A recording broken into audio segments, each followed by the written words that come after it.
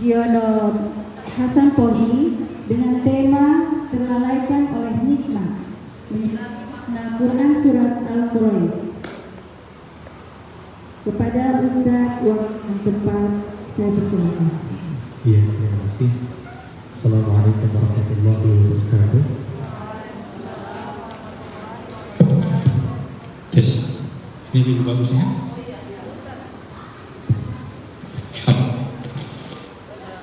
Tes, ya. Alhamdulillah, salatu wassalamu ala rasulillah wa ala alihi wa ashabihi wa man tabi'ahum bi ihsanin ila yaumiddin amma ba'du. Allahumma faqihna fid din wa 'allimna at-ta'wil. Allahumma rabbana zidna 'ilman warzuqna fahma. Allahumma inna nas'aluka 'ilman nafi'an wa 'ilman nafi'an. Rabbi shrah li sadri wa yassir li amri wahlul 'uqdatam min lisani yafqahu qawli. Pertama kita bersyukur kepada Allah Subhanahu wa taala karena hanya dengan izin dan kuasa-Nya lah kita bisa bertemu kembali di tempat ini. Ini merupakan pertemuan kedua saya di sini. Waktu pertemuan pertama saya bahas surat apa? Surat An-Nas. Terasa kan surat An-Nasnya kan? Ya terasa. Ini sekarang kita akan membahas tentang surat Quraisy. Surat Quraisy ini juga surat yang kita hafal. Ya, kita hafal. Tapi kita mencoba untuk menarik surat Quraisy itu di kehidupan dulu dan di kehidupan kita hari ini. Itu seperti apa surat ini? Salam serta salam semoga senantiasa tercurah kepada Nabi kita Muhammad sallallahu alaihi wasallam. Beliau merupakan suri tauladan yang terbaik bagi kita sekalian. Jadi di kesempatan kali ini kita akan mentadaburi surat Quraisy yang saya beri judul itu terlalaikan oleh nikmat. Nah, kita akan mentadaburinya dua cara. Yang pertama secara kaidah bahasanya dan pada kehidupan di masa dulu, pada masa Nabi Shallallahu Alaihi Wasallam. Lalu kemudian bagaimana surat Quraisy ini untuk kehidupan kita di hari ini.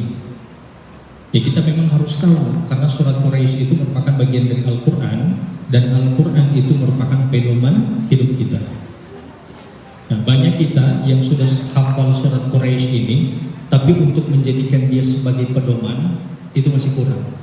Makanya sekarang baca Al-Quran itu baru sekedar amal soleh, belum jadi petunjuk hari ini. Jadi membaca Al-Quran itu bagi kita hari ini kebanyakan baru dianggap amal soleh, dapat pahala, tapi belum dirubah menjadi petunjuk. Padahal Al-Quran itu merupakan pedoman. Sekarang surat Quraisy, silakan di slide-nya dipindah. Surat Quraisy ini merupakan pengabulan dari doanya Nabi Ibrahim. Jadi Nabi Ibrahim itu berdoa kepada Allah Subhanahu wa taala di dalam ayat ini. Surat Al-Baqarah ayat ke-126. Semoga ini waktunya bisa selesai ya, insyaallah. Allah berfirman, wa idz qala Ibrahimu rabbij'al hadza baladan aminan warzuq lahu minas samarati man amana minhum billahi wal yawmil akhir. Qala wa man kafara fa umatti'uhu qalilan thumma attarruhu ila adzabin nar wa bi'sal masir. Jadi Nabi Ibrahim itu meminta kepada Allah Subhanahu wa taala, ya Tuhanku, jadikanlah negeri ini sebagai negeri yang aman dan berilah rizki dari buah-buahan kepada penduduknya. Terima kasih. Yaitu orang-orang yang beriman kepada Allah dan hari kemudian. Allah kemudian berfirman, dan kepada orang yang kafir pun akan aku beri kesenangan sementara, kemudian aku paksa dia masuk ke dalam azab neraka, dan itulah seburuk-buruk tempat kembali.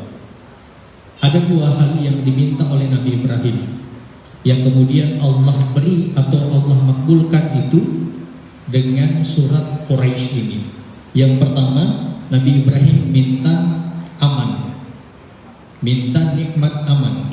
Yang kedua, Nabi Ibrahim itu meminta untuk diberikan atau dipenuhi kebutuhan, berilah rizki dari buah-buahan. Kalau di dalam surat Al-Quraisy, perhatikan ayat yang terakhir, alladzi at'amahum min ju' wa amanahum min khauf. alladzi at'amahum min ju', makanan. Ada makanan di sini, berilah rizki dari buah-buahan. Wa amanahum min khauf, dan kemudian berikan rasa aman. Ada rasa aman di sini. Doanya Nabi Ibrahim, Allah kemudian kabulkan dengan kita tahu dari surat Quraisy itu. Nanti ada peristiwa-peristiwanya, kita bisa pelajari sebentar setelah ini. Tapi mari kita cek atau mari kita pelajari hikmah dari setiap doa yang ada di dalam Al-Quran. Hikmah dari setiap doa yang di dalam Al-Quran mengajarkan kepada kita bahwa Allah itu benar-benar mendengar, Allah itu benar-benar maha melihat, Allah itu benar-benar maha mengetahui, dan Allah itu benar-benar maha pemberi balasan. Dari mana semua kita tahu? Buktinya Nabi Ibrahim ini berdoa di masa dia dulu, yang jaraknya antara dia dengan Nabi Muhammad itu sampai ribuan tahun. Tapi Allah berikan doa ini di dalam Al-Quran yang merupakan petunjuk dan pedomannya Nabi Muhammad dan kita. Artinya sampai lengkap. Siapa yang bisa hafal sampai lengkap, yang mana jaraknya cukup jauh. Karena tidak mungkin Nabi Ibrahim itu ketika dia berdoa, dia sampaikan kepada orang lain, hafal ini ya, hafal ini, nanti sampaikan kepada Nabi yang berikut, sampai kepada Nabi Muhammad. Itu tidak akan mungkin. Kita saja duduk sekitar 10 orang begini, saya kasih satu kalimat. Saya kasih satu kalimat sebagaimana doanya Nabi Ibrahim. Ya Tuhanku, jadikanlah negeri ini sebagai negeri yang aman dan berilah rezeki dari buah-buahan kepada penduduknya. Saya mulai dari ibu, pasti yang ujung sudah beda. Ya kan? Saya mulai dari ibu, pasti yang ujung sudah beda. Padahal tempatnya masih sama, waktu kita juga masih sama. Tapi ini menunjukkan bahwa selama ini kita ketika berdoa kepada Allah, itu Allah mendengarnya. Dan itu yang kita bisa lihat dari doanya para nabi yang ada di dalam Al-Quran. Dan di antara contohnya adalah doanya Nabi Ibrahim. Mari kita masuk berikut slide-nya. Dimulai dengan ayat yang pertama. Ini ada modulnya, saya susun modulnya. Itu saya susun modulnya, saya sudah minta tolong tadi untuk di printkan. Nanti sebentar ada modulnya saya beri di MTN. Yang pertama atau ayat pertama, Allah Subhanahu wa taala berfirman li'ila fi Quraisy. Artinya itu atau terjemahannya itu tertulis apa? Karena kebiasaannya orang-orang Quraisy. Jadi karena kebiasaannya orang-orang Quraisy. Huruf lam di sini itu terbagi atas 3. Ini kita perlahan-lahan ya. Nanti akan kita tarik surat Quraisy ini untuk kehidupan kita. Insya Allah ini sangat insya Allah ini kita akan mendapatkan pelajaran yang sangat besar dari surat ini. Yang pertama, lam di sini adalah lam yang mengaitkan surat Quraisy dengan surat yang sebelumnya. Karena kalau kita lihat secara terjemahannya itu kan karena kebiasaannya orang-orang Quraisy. Seperti ada kalimat sebelum itu. Karena tidak mungkin kata karena itu diawali di awal atau ditaruh di awal. Dan kata karena itu pasti ada kalimat yang sebelumnya. Makanya kan di ayat itu atau di ayat pertama karena kebiasaannya orang-orang Quraisy. Di sini kemudian kata para ulama, lam ini menunjukkan ada kaitan antara surat Al-Fil dengan surat Quraisy. Apa kaitannya?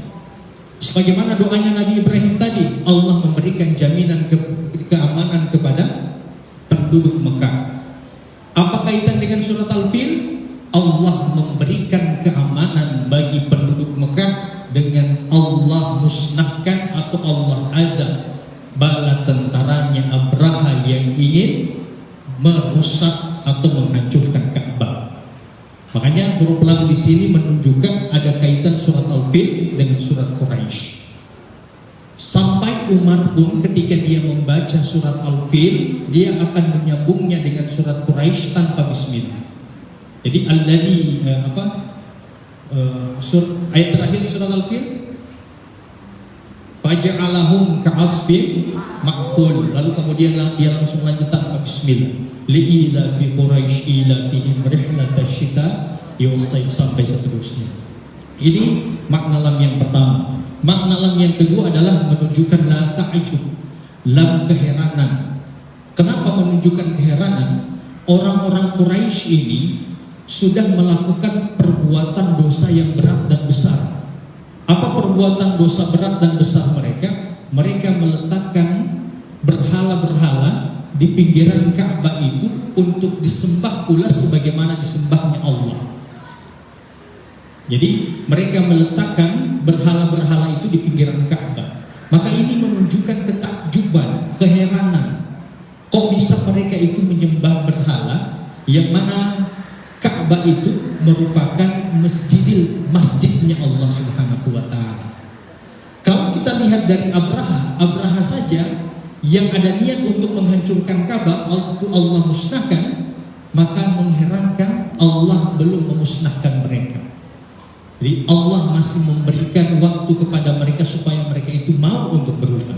Ini lam dengan yang kedua. Ini baru huruf li ini. Baru huruf li. Lam yang ketiga.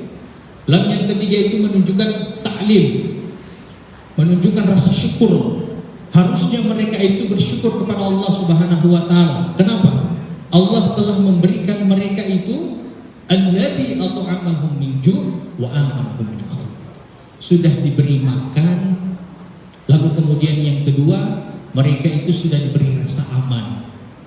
Makannya di mana? Apa maksud makan di dalam pembahasan kita ini? Nanti sebentar akan disebutkan. Yang syukur itu nanti insya Allah sebentar akan kita bahas. Kemudian berikut slide-nya. Kemudian ilaf. Ilaf itu artinya adalah melembutkan hati.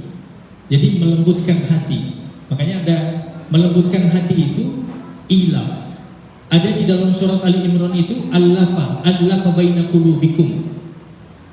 Allah kemudian melembutkan hati mereka sehingga mereka bisa saling menyatu, bisa bersama. Siapa itu? Suku Aus dengan suku Khazraj yang ada di Madinah, yang sebelum Nabi datang mereka itu berperang, saling bunuh-membunuh, sekalipun itu hanya terkait dengan masalah-masalah yang kecil. Lalu kemudian ketika Rasulullah datang, Allah kemudian melembutkan hati mereka sehingga mereka bisa saling bersatu, menghilangkan sekat-sekat kesukuan, dan mereka diberi nama Ansar. Apa kaitan dengan masalah ilaf?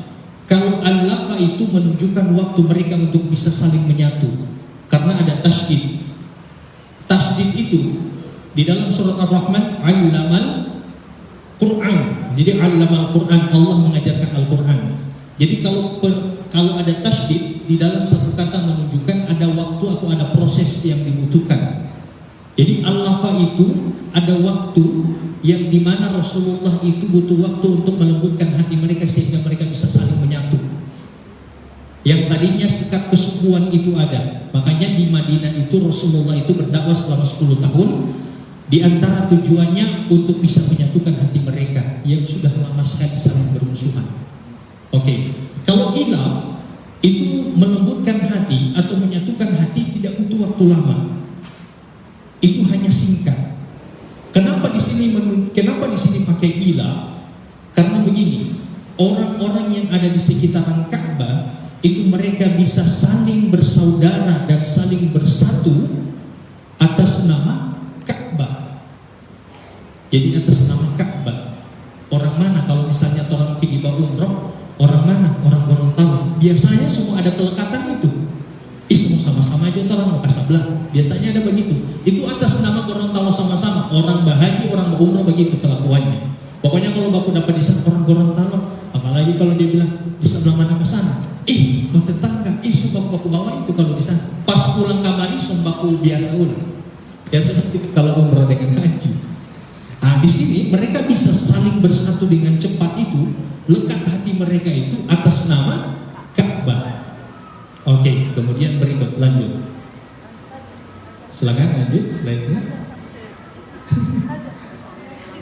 Kemudian berikut kondisi Quraisy dan nikmat yang Allah berikan kepada mereka kait dengan doanya Nabi Ibrahim. Yang pertama, mereka itu hidup di tanah yang gersang. Mau tanam apapun tidak mau hidup di situ kecuali kurma kan? Mana ada orang yang tanam di tanah, mana ada yang menanam jagung di sana, tomat di sana. Tidak ada yang tanaman yang bisa ditanam di sana lalu kemudian hidup di sekitaran Ka'bah itu ya. Itu tidak ada. Nah, tapi kemudian kehidupan mereka berkecukupan. Kenapa? Kenapa kehidupan mereka sampai berkecukupan? Kaitan dengan doanya Nabi Ibrahim tadi. Tapi bagaimana secara logika kehidupan mereka bisa berkecukupan? Karena atas nama lagi Ka'bah. Jadi Ka'bah itu menjadi pusat perhatian. Dulu memang sudah ada ritual haji, karena memang haji itu dari Nabi Ibrahim. Tapi kemudian terjadi perubahan dengan berjalannya waktu. Perubahan itu terjadi juga karena tidak ada lagi orang yang melanjutkan ilmunya Nabi Ibrahim yang benar. Sehingga mereka itu kalau tawaf, ada yang tawaf sambil tepuk tangan, bersiul dan bertelanjang. Tapi tawaf telanjang itu dilakukan pada malam hari. Makanya begitu, kalau orang beribadah tidak merujuk kepada Al-Quran dan hadis dan penjelasan para ulama, kita itu akan beribadah semau dan sesuka kita. Pokoknya begini Jom. Makanya ada orang yang mohon maaf ini sholat maghrib saja baru dia rasa dia mau masuk surga dengan maghribnya itu. Harusnya kita sempurnakan dengan 5 waktu. Oke, jadi Ka'bah itu menjadi pusat perhatian. Karena memang sudah ada aktivitas orang berhaji di situ, orang ziarah di Ka'bah, maka orang-orang sudah mulai datang untuk pasti berjualan di situ. Kan kalau misalnya ada lapangan, misalnya nih kita ibu-ibu semua pergi ke lapangan nih, kosong nih lapangan. Dan saya bilang, ibu-ibu silakan ambil tempat yang dimana ibu suka. Kita akan berpencar. Tapi kalau misalnya di tengah-tengahnya itu ada pasar malamnya, kita akan sama-sama pasti akan datang ke pasar malamnya itu. Jadi Ka'bah itu menjadi pusat perhatian dan Ka'bah itu menjadi alasan orang-orang untuk datang di situ, berziarah di situ, sekaligus mereka berdagang. Karena orang Quraisy pemilik tanah, maka mereka memiliki peluang paling besar untuk menjual di situ. Yang kedua, mereka memiliki peluang paling besar untuk sewa menyewa tempat di situ. Makanya sampai disebutkan mereka itu diberi kecukupan walaupun tidak ada makanan di sekitaran Ka'bah itu. Alladzi at'amahum min ju' wa amanahum min khawf. Kemudian sayangnya mereka walaupun sudah ada pasar dagang di sekitaran Ka'bah itu, mereka itu masih disibukkan dengan apa? Dengan menambah harta mereka untuk banyak. Makanya sampai kemudian Allah katakan rihlatash shita'i was-shayf.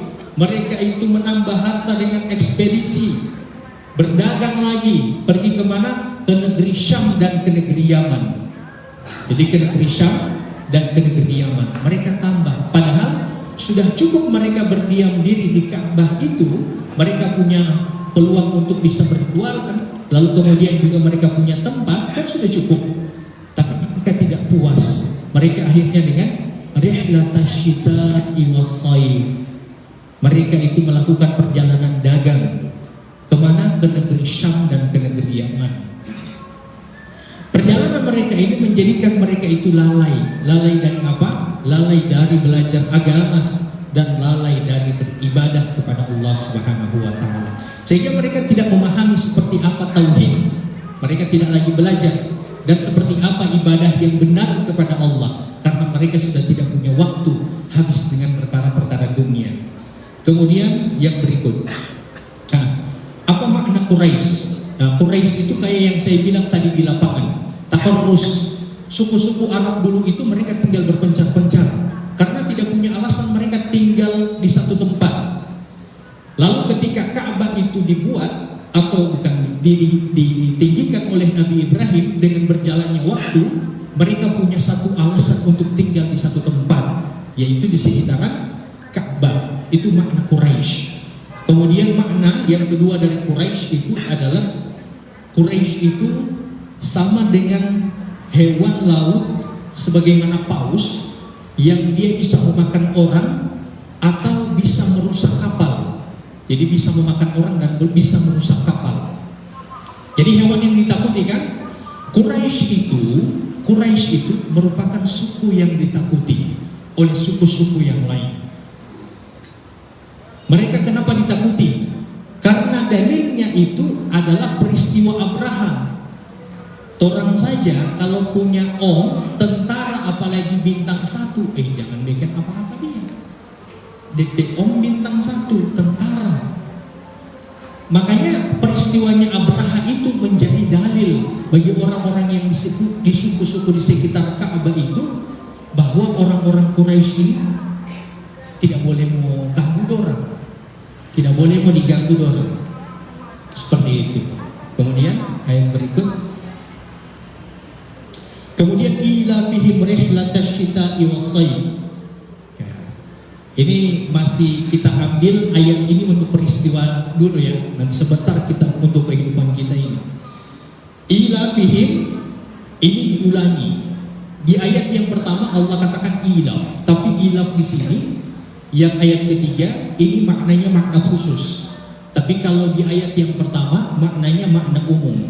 Karena di ayat yang pertama itu baru disebut kebiasaan. Kebiasaan apa?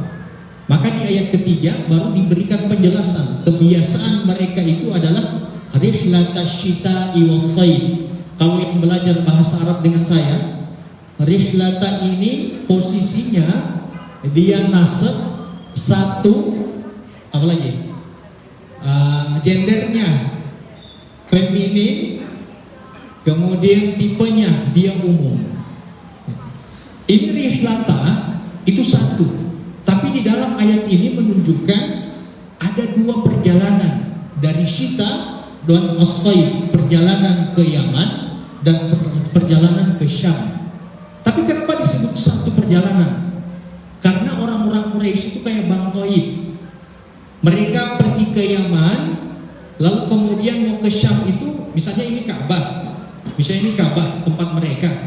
Ke Yamannya ke sana, Syamnya ke sana. Jadi kalau mereka ke Yaman, lalu kemudian mau ke Syam, otomatis singgah dulu di rumah. Tapi mereka singgah di rumah ini hanya 2 hari, tidak lama-lama. Lalu setelah itu mereka melanjutkan lagi perjalanan ke negeri Syam. Makanya sampai disebut dengan rihlata, 1 kali perjalanan.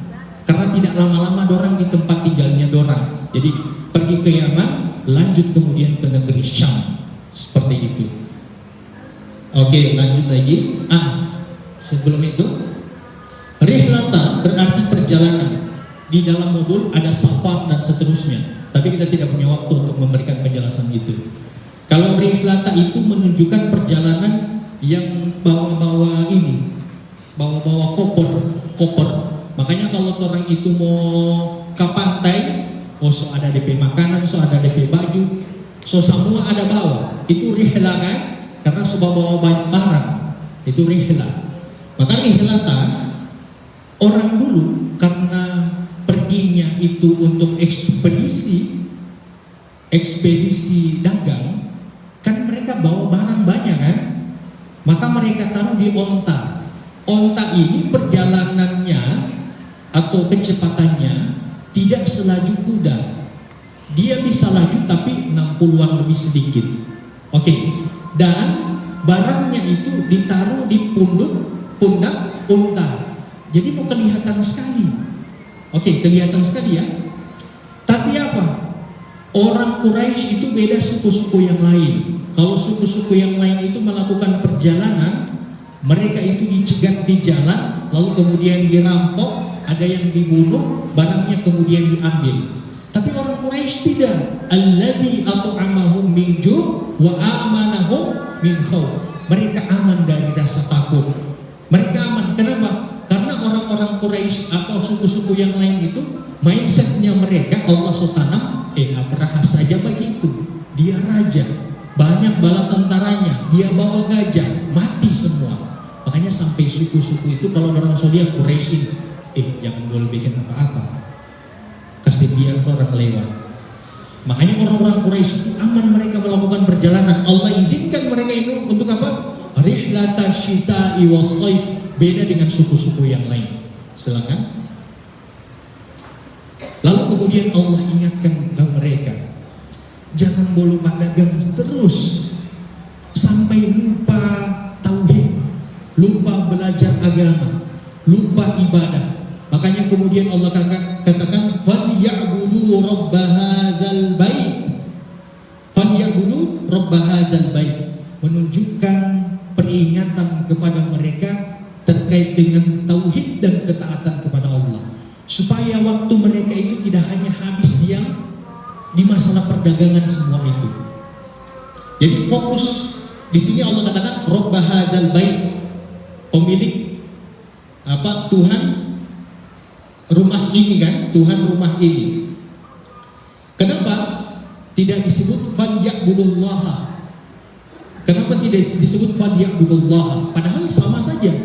Tapi di sini falyabudu rabb hadzal bait. Kenapa? Karena Allah ingin mengingatkan Ka'bah yang merupakan nikmat untuk mereka.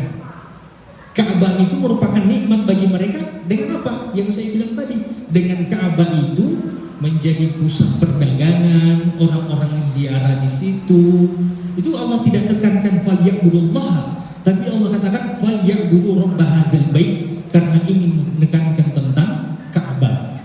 Dan sebagai tambahan, ingat, kalau ada orang bilang orang Islam itu menyembah Ka'bah, itu salah. Dalilnya mana? Falyabudu rabb hadzal bait, yang kita sembah adalah Rabbah, Tuhan pemilik rumah ini. Dalil yang kedua, dari setiap ucapan sholat kita, takbir sampai salam, tidak ada satupun pengagungan terhadap Ka'bah kecuali hanya pengagungan kepada Allah. Dari pertama Allahu Akbar sampai Assalamualaikum, Assalamualaikum, tidak ada satupun kata pengagungan terhadap Ka'bah. Yang ada hanyalah pengagungan terhadap Allah. Ka'bah itu hanya sebagai arah kita untuk bisa bersatu bersama-sama. Kemudian yang berikut, falyabudu rabb hadzal bait. Ini juga menunjukkan harusnya mereka itu bersyukur. Nah, nanti sebentar seperti apa itu syukur. Jadi syukur itu kenapa tidak disebut falyashkurullah? Maka bersyukurlah kepada Allah. Tapi disebut dengan falyabudu rabb hadzal bait. Kenapa tidak disebut falyashkurullah atau falyashkur rabb hadzal bait? Karena syukur tertinggi itu adalah syukur penghambaan kepada Allah. Syukur itu ada pada 3 tempat. Di hati, tidak ada keluhan, meyakini segala bentuk nikmat dari Allah, itu syukur dengan hati. Syukur dengan lisan, tidak ada keluh kesah di lisan kita, senantiasa memuji Allah Subhanahu wa taala. Syukur dengan perbuatan, menjalankan segala bentuk perintah Allah dan menjauhi segala apa yang Allah larang untuk kita sekalian. Ini baru disebut dengan syukur yang benar. Kalau hanya sekedar kita ucapkan alhamdulillah kemudian kita tidak sholat 5 waktu, itu bukan syukur namanya. Makanya disebut dengan syukur tertinggi itu adalah penghambaan kepada Allah Subhanahu wa taala. Kemudian yang berikut, alladzi at'amahum min ju' wa amanahum min khauf. Allah kasih ingat lagi. Allah kasih ingat. Jangan dagang terus. Jangan lupa untuk ibadah. Karena apa? Karena Allah lah yang telah memberikan kalian itu makan di tempat yang gersang. Allah yang memberikan kalian itu makan di tempat yang gersang. Torang saja tanah tropis seperti ini boleh bisa tanam apapun, bahkan tongkat kayu bisa jadi tanaman kan? Mau tanam uang ada? Itu orang mengeluh, ya, karena tidak menjadi hasil panen, apalagi dorang. Gersang memang hanya gurun pasir, adanya batu juga. Tapi kemudian Allah ingatkan, Allah telah memberikan mereka makan itu, dan ini merupakan doanya Nabi Ibrahim, alladzi at'amahum min ju' wa amanahum min khauf. Dan Allah memberikan mereka itu keamanan. Tahu Ka'bah itu tidak ada pagar pembatasnya. Dulu Romawi dan Persia atau kerajaan besar dulu, untuk bisa berlindung dari serangan luar, mereka itu bikin pagar pembatas. Selain ada pagar pembatas, di pagar pembatas itu ada bala tentaranya yang berjaga, entah panah ataupun tombak, ya kan? Tapi penduduk Quraisy itu tidak ada pagar pembatas luarnya. supaya orang-orang tidak bisa datang dan menghancurkan Ka'bah. Itu tidak ada. Yang kedua, tidak ada bala tentaranya, para pemanah atau para penombak. Tapi kemudian Allah memberikan jaminan wa amanahum min khauf. Mereka itu dijamin keamanan mereka. Bahkan bukan cuma di Ka'bah, ketika mereka keluar pun mereka dikenal sebagai suku yang ditakuti atas dasar peristiwanya Abraha. Oke, sekarang kita masuk untuk kehidupannya Torah. Ini surat Quraisy. Ya, Quraisy untuk kita. Ya, kita hafal ini surat Quraisy.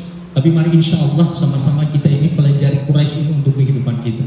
Bukankah kita punya kebiasaan masing-masing? Bukankah kita punya aktivitas masing-masing?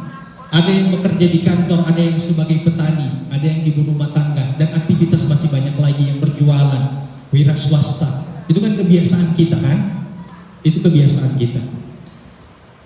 Allah tidak melarang kita mencari dunia, tapi Allah memberikan kita batasan. Ya, Allah memberikan kita batasan. Batasan itu begini. Selama kita mencari dunia, itu ada yang disebut sebagai amal soleh, dan kita akan berpahala ketika kita melakukan aktivitas dunia kita itu. Sewaktu apa itu? Sewaktu kita mencarinya atas nama kebutuhan dan atas nama manfaat. Oke, atas nama kebutuhan dan atas nama manfaat. Maka tanya sekarang kita ini, aktivitas yang kita lakukan, pekerjaan yang setiap hari yang kita lakukan, apakah itu atas nama kebutuhan dan manfaat? Kalau atas nama kebutuhan dan manfaat, maka itu merupakan amal soleh dan Allah memberikan balasan pahala dari perbuatan kita itu. Tapi ingat, ketika sudah melewati kayak begini, ada batasannya ini. Ini batasan amal soleh, batasan kebutuhan di sini. Kebutuhan di bawah, manfaatnya di atas. Ketika dia sudah melewati manfaat, maka yang ada adalah kerakusan. Ingat ya, lewat dari manfaat namanya adalah kerakusan. Itu yang kemudian Allah ingatkan kepada penduduk Quraisy. Sudah jadi pasar dagang, masih mau rihlah untuk ekspansi dagang mereka. Jadi sudah lewat dari manfaat, namanya adalah kerakusan. Kerakusan itu muncul yang namanya kesombongan. Dan dari kesombongan itu muncul yang namanya kelalaian. Apa akibat dari kelalaian itu? Tidak lagi mau untuk belajar agama, tidak punya lagi waktu untuk beribadah. Makanya kemudian Allah ingatkan dalam ayat itu, "Falyabudu rabb hadzal bait." Tanya ke diri kita masing-masing, aktivitas kita hari ini, pekerjaan yang kita kerjakan hari ini, setiap harinya, itu masih atas nama kebutuhan dan manfaat atau sudah melampaui dari itu? Itu menjadi pertanyaan bagi kita semua. Makanya di sini disebutkan, orang yang sudah lewat dari manfaat, dia akan merasa kurang terus. Makanya tambah rihlata, tambah pokoknya dari Yaman ke Syam. Tidak masalah untuk menjadi kaya, karena para sahabat itu ada yang kaya. Ingat ya, para sahabat itu ada yang kaya. Tapi perbedaan antara kekayaannya para sahabat dengan mereka yang ditegur di dalam ayat ini, kekayaannya para sahabat, mereka pada level manfaat. Adapun yang ditegur dalam ayat ini, mereka sudah melampaui daripada manfaat, mulai masuk pada kerakusan. Berikut lanjut. Perhatikan ayat ini. Allah katakan, "I'lamu annamal hayatud dunya la'ibu wa lahwun wa zinatu wa tafakhurun bainakum wa takatsur fil amwali wal aulad." Nah, Allah Subhanahu wa taala berfirman, ketahuilah bahwa kehidupan dunia itu hanyalah permainan, telengahan, perhiasan dan saling bermegah-megahan di antara kalian serta berlomba-lomba dalam banyaknya harta dan anak keturunan. Tahu laibun, Bapak Ibu, Ibu-ibu, laibun itu adalah aktivitas fisik. Jadi laibun itu artinya adalah aktivitas fisik. Hari Senin kita urus ini, Selasa urus ini, Rabu urus ini, Kamis urus ini. Ada orang yang di tiap harinya tidak ada urusan, pasti ada. Dan itu makna laibun. Laibun itu mereka kesana kemari, kesana kemari, kesana kemari. Ya. Kemudian lahun. Lahun itu adalah permainan perasaan. Stres hampir setiap harinya. Hari Senin stres, Selasa agak reda, Rabu lagi stres dengan urusan yang lain. Kamis tambah stres, tambah urusan lagi. Oke, itu lahun. Jadi kalau laibu itu fisik, kalau lahun itu adalah perasaan. Bukankah begitu kita setiap harinya? Ya kan? Tersibukkan oleh fisik dan tersibukkan oleh perasaan. Makanya kemudian Allah itu katakan kepada kita, "Falyabudu rabb hadzal bait," sebagai bentuk kasih sayangnya Allah kepada kita. Supaya apa? Supaya tidak stres. Rihlata syita'i wassaif. Mereka tidak punya waktu kesana kemari, kesana kemari. Kankah begitu kita setiap harinya sampai beralasan, saya tidak punya waktu. Ada jadwal di MTM, nanti bulan depan. Pas bulan depan tidak ada lagi. Memang dia sholat. Orang begini jangan anggap tidak sholat. Sholat, tapi sholatnya hanya 5 waktu dan zikirnya tidak ada. Assalamualaikum warahmatullahi wabarakatuh. Assalamualaikum warahmatullahi wabarakatuh. Langsung pergi. Kemana Pak? Banyak saya diurus, ada yang saya urus. Karena laibun walahun. Laibun walahun. Padahal Allah ingin falyabudu rabb hadzal bait. Harus ada waktu dengan Allah. Kalau tidak, Allah bikin begitu. Ya sudah, kamu memang cuek dari Allah. Allah kasih bikin kamu itu tercerai-beraikan urusanmu, sehingga tidak pernah mau selesai. Perasaan hampir setiap malam tidak mau tidur karena stres, pusing pikir ini, pusing pikir ini, dan seterusnya. Kemudian yang berikut, makanya kemudian Allah katakan, "Falyabudu rabb hadzal bait." Kalau di kehidupan kita hari ini, jangan hanya tersibukkan oleh dunia. Bukan berarti kita tidak boleh bekerja, tapi tahu batasannya, mana kebutuhan, mana manfaat. Karena itu kita dianggap sebagai amal soleh dan akan Allah beri balasan. Ingat, wa ma khalaqatul jinna wal insa illa liya'budun. Ini alasan kita diciptakan. Kita bekerja sebagai bentuk ibadah kepada Allah, selama itu kebutuhan dan manfaat. Tapi kalau sudah kerakusan, kesombongan, kelalaian, maka ini bisa merugikan kita. Kemudian perhatikan juga, orang kalau misalnya sudah sibuk hampir setiap harinya dengan laibun walahun tadi, alhaakumut takatsur, bermegah-megahan telah melalaikan kalian. Karena tadi kerakusan, kesombongan melalaikan dia dari ibadah, melalaikan dia dari belajar agama. Jadi melalaikan dia dari ibadah dan melalaikan dia dari belajar agama.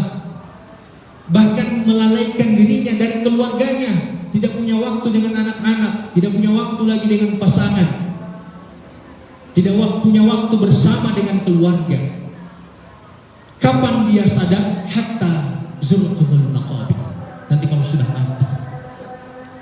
Ternyata yang saya bikin selama ini sudah bukan lagi pada taraf kebutuhan dan manfaat. Silakan kalau mau ingin uang banyak, silakan kalau ingin mau pangkat tertinggi. Yang penting itu atas nama kebutuhan dan manfaat. Kalau kerakusan tidak akan pernah habis itu, karena itu hawa nafsu. Rasulullah bersabda bahwa manusia itu kalau diberi sumur emas, apa yang akan dia lakukan? Dia akan mencari sumur yang kedua. Kalau sudah dia dapat yang kedua, apalagi yang akan dia lakukan? Mau lagi sumur emas yang ketiga. Apalagi yang akan dia lakukan? Mau lagi sumur yang keempat. Sampai kemudian kata Nabi, dia akan disadarkan ketika tanah ditumpuk ke tubuhnya. baru dia sadar. Jadi bukan setelah ini sudah tidak mau bekerja ya ibu-ibu ya, bekerja tapi atas nama kebutuhan dan manfaat. Saya ibaratkan di sini deh, saya buang emas di sini, buang emas yang dia kecil-kecil. Sekaligus dengan saya buang pasir, apa yang akan kita buat? Hawa nafsu kita mau cari emas sebanyak-banyaknya, bahkan semuanya, ya kan? Kita tidak dilarang untuk mengambil emas-emas itu, tapi kita disuruh perhatikan bahwa kita tidak diciptakan hanya untuk itu. Wa ma khalaqtul jinna wal insa illa liya'budun. Kemudian, jadi semua aktivitas manusia seharusnya bernilai ibadah. Semua aktivitas kita ini semuanya bernilai ibadah apabila dilakukan dengan cara yang benar dan niatnya benar. Gitu ya. Jadi jangan ada alibi, bekerja Allah ini ibadah, baru dia tidak sholat 5 waktu. Kemudian lanjut. Kesimpulannya, karena soal dekat ini aja nih. Semua aktivitas, ya, jadi ketika kita melakukan aktivitas, maka niatkan itu karena Allah, sebagai bentuk penghambaan diri kita kepada Allah Subhanahu wa Ta'ala. Semua aktivitas kita, dan pahami batasnya. Jadi agar kita tidak merugi, pahami batas itu, pahami batas kebutuhan dan manfaat itu, agar kita tidak menjadi orang-orang yang merugi. Kemudian yang berikut, hati-hati dengan konten YouTube. Konten YouTube yang Bitcoin, yang motivasi-motivasi kekayaan hari ini paling banyak. Ya, paling banyak ya. Ada namanya Timothy. Tidak masalah kita nonton itu, tapi hati-hati jangan sampai kita sudah melewati dari manfaat. Kalau dia masih atas nama manfaat tidak masalah. Ya, kita tidak masalah untuk nonton konten itu. Hati-hati juga tentang saling interaksi. Pokoknya karena Facebook sekarang itu ada saling interaksi, yang centang biru, tidak masalah itu centang biru. Tapi kalau motivasinya karena dia bawa video kamari $300 dia dapat, akhirnya saya mau bikin Facebook, saya mau bikin konten, oke? Saya bikin Facebook, saya bikin konten. Jangan seperti itu motivasinya. Jadi motivasi kita melakukan aktivitas itu atas nama kebutuhan dan manfaat. Kemudian berikut, jangan sandingkan dunia dan ibadah. Jangan ada yang menganggap hidup susah karena kurang ibadahnya. Tidak seperti itu. Ya, karena para sahabat itu hidup mereka ada yang susah, ada yang kaya. Kehidupan mereka yang susah bukan menunjukkan ibadahnya mereka kurang. Karena apa? Karena dunia bukan merupakan ukuran seseorang itu dicintai oleh Allah Subhanahu wa Ta'ala. Sebagaimana dalam sebuah hadis Nabi, bahwa dunia ini tidak lebih baik dari sebelah ekor sayap nyamuk.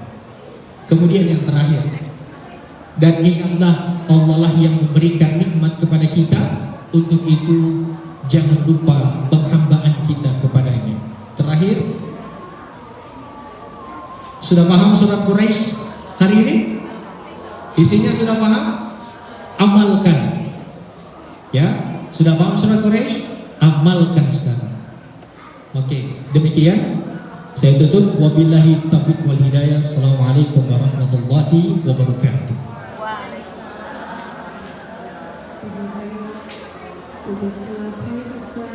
Semoga apa yang Ustaz sampaikan pada malam ini kita bisa amalkan. Selanjutnya saya persilakan untuk acara hanya satu pertanyaan. Dipersilakan. Yang ingin bertanya?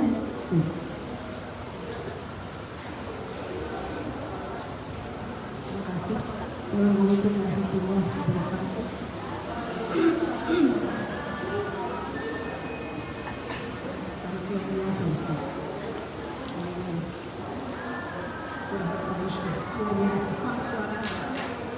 Begini Ustaz, dalam kehidupan kita sering selalu menghadapi masalah. Kalau menarik materi tadi, kita itu harus benar-benar yakin bahwa Allah itu akan menolong hambanya yang membutuhkan pertolongan seperti. Nah, untuk biasanya kan pas lagi ada masalah kita berdoa gitu, tapi maaf sepertinya kok Allah tidak mengabulkan doa saya gitu. Untuk kita itu yakin bahwa Allah akan mengabulkan permintaan kita itu gimana Ustaz? Untuk berusaha berdoa semaksimal mungkin doanya supaya doa kita itu diterima Allah dan masalah kita bisa ada penyelesaian yang baik. Terima kasih. Iya. Saya jawab. Iya, jawabannya 4 cara Allah memberi balasan terhadap doa-doa kita. Yang pertama, segera dibalas. Kalau tidak segera Allah balas di waktu yang tepat. Kalau tidak Allah balas di waktu yang tepat, Allah rubah dengan yang lebih baik untuk kita. Kalau Allah tidak beri dengan sesuatu yang lebih baik bagi kita, itu Allah rubah dengan yang lebih baik bagi kita adalah Allah beri balasan nanti di akhirat. Jadi ada orang-orang di akhirat itu diberi balasan pahala banyak sekali. Kemudian dia tanya, kok saya bisa dapat ini? Lalu disampaikan ke dia, ini doa-doamu dulu yang tidak dikabulkan. Lalu dia katakan, ya Allah, jadikan doa-doa saya dulu itu tidak usah dikabulkan saja. Saking dia melihat balasan yang besar yang dia dapatkan di akhirat. Makanya tidak ada satu doa pun yang tidak Allah beri balasan. Semuanya Allah beri balasan. Cuman Allah memberikan syarat. Segala berkaitan juga dengan hadis Nabi. Perhatikan makanan, jangan makan yang haram. Perhatikan minum, jangan minum yang haram. Perhatikan pakaian, jangan dari sumber yang haram. Seperti itu. Dan jangan lupa untuk beribadah kepada Allah. Kenapa doanya iblis diterima? Iblis berdoa, ya, makhluk yang mungkar, panjangkan umurku. Aku akan, doanya ini buruk lagi. Aku akan menggoda anak keturunan Adam. Kenapa Allah terima doanya iblis padahal dia makhluk yang sangat buruk? Jawabannya adalah dia yakin Allah itu Tuhan. Dia yakin. Kenapa mungkin kita merasa doa kita tidak dikabulkan? Keyakinan kita yang kurang. Seperti itu. Jadi tidak ada doa yang tidak dikabulkan. Dikabulkan dengan 4 cara yang tadi. Makanya perbanyak berdoa. Seperti itu.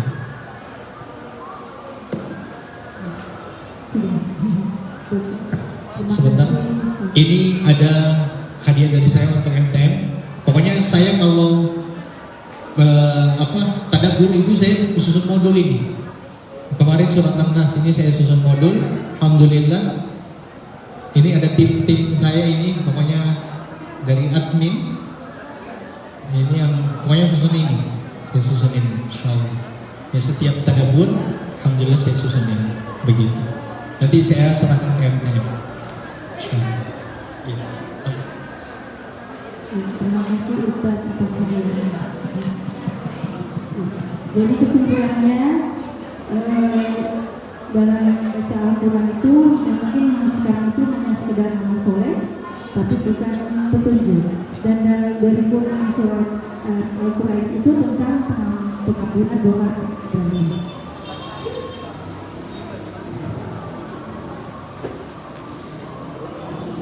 Baik, yang berakhir dengan penyampaian dari Ustaz. Mari kita sama-sama tutup dengan membawakan hamdan. Alhamdulillahirabbil alamin. Istighfar dengan sebaik-baik istighfar, astagfirullahaladzim wa atubu ilaih. Dan sempurnakan dengan doa kafaratul majlis. Subhanakallahumma wa bihamdika asyhadu an la ilaha illa anta astaghfiruka wa atubu ilaih. Assalamualaikum warahmatullahi wabarakatuh.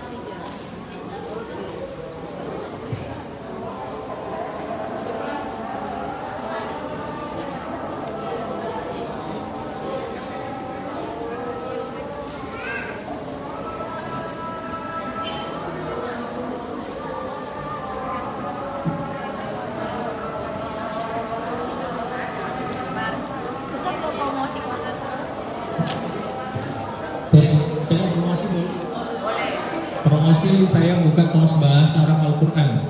Ya, bahasa Arab Al-Quran itu beda dari bahasa Arab yang biasa. Bahasa Arab Al-Quran itu nanti kalau misalnya mau ikut, bisa hubungi admin saya. Admin saya itu bisa dihubungi melalui Ibu Ulfa atau Ibu Arifah. Iya, baik.